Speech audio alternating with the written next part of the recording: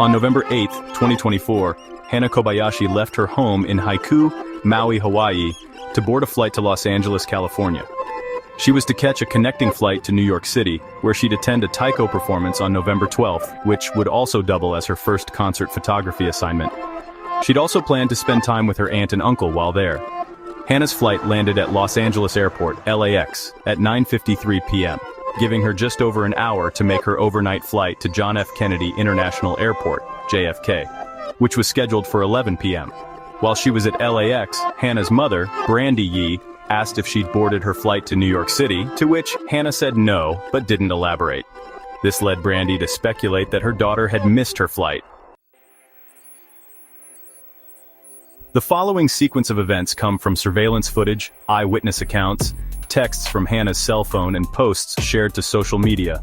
Between midday and 3 p.m. on November 9, 2024, Hana, appearing in good spirits, was seen at the Grove Shopping Center, where she charged her phone at Tashin, a bookstore, and filled out a mailing form with her Hawaiian address, telling the worker she'd like more information about the company. She was wearing the same outfit she'd had on the previous evening, a black hooded sweatshirt and rainbow leggings, and is believed to have returned to LAX to sleep. Hana returned to the Grove the next day for a Nike LeBron James event, LeBron 22. She was captured on camera footage around 3:30 p.m. walking around with her headphones on, and she later posted a photo to social media from the event. She then returned to LAX, where she spoke to an American Airlines ticketing agent around 5 p.m. According to another ticketing agent, Hana spoke with her around 4:30 p.m. the next day about booking another ticket to New York City, or a new one back home. Hours later, at 9:02 p.m., she was caught on surveillance boarding the LAX Metro C line at Aviation Century Station. Notably, she was in the company of an unidentified person. Hana's family learned the next series of events from the Los Angeles Police Department, LAPD. She changed trains at Rosa Parks Station, then was seen getting off at Pico Station near Skid Row at 10:03 p.m.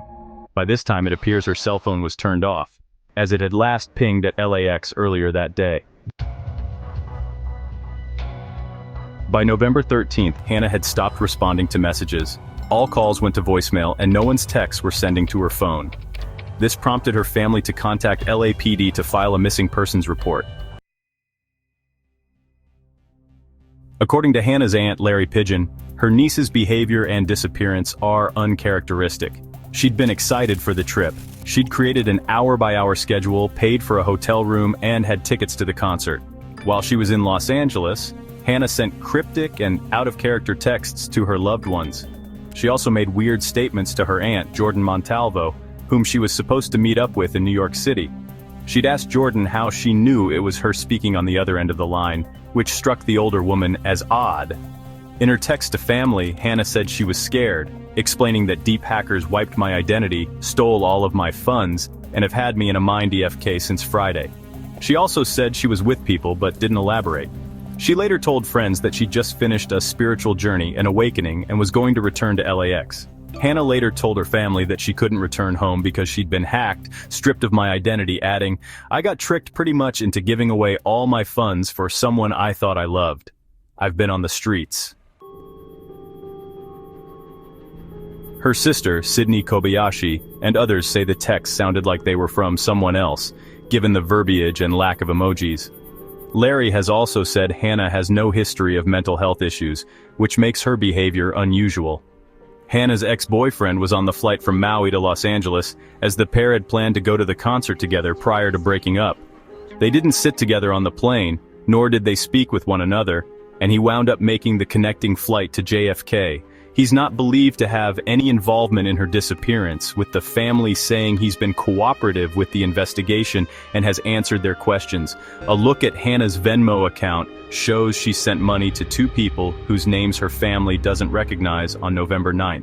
It's unknown if investigators have found or spoken to these individuals. On November 15, 2024, a security image was released showing Hana's arrival at LAX back on November 8th. Hana's estranged father, Ryan Kobayashi, has since traveled to Los Angeles to look for his daughter, with he and other family members putting up posters around the area where she was last seen. It's their belief that she may have been abducted for trafficking purposes. with them saying it's possible someone took her on the metro, as the trains she rode require a line transfer. The case is currently being handled by the LAPD, with Hannah's family critical of how detectives have handled the investigation thus far. In particular, they've spoken out about how it took them 10 days to get in touch. The family has also been in touch with Maui police, the FBI, and LAX police. To help fund their own search efforts, Sydney has set up a GoFundMe fundraiser. Hannah Kobayashi was last seen disembarking a train at Pico Station in downtown Los Angeles, California, on the evening of November 11, 2024.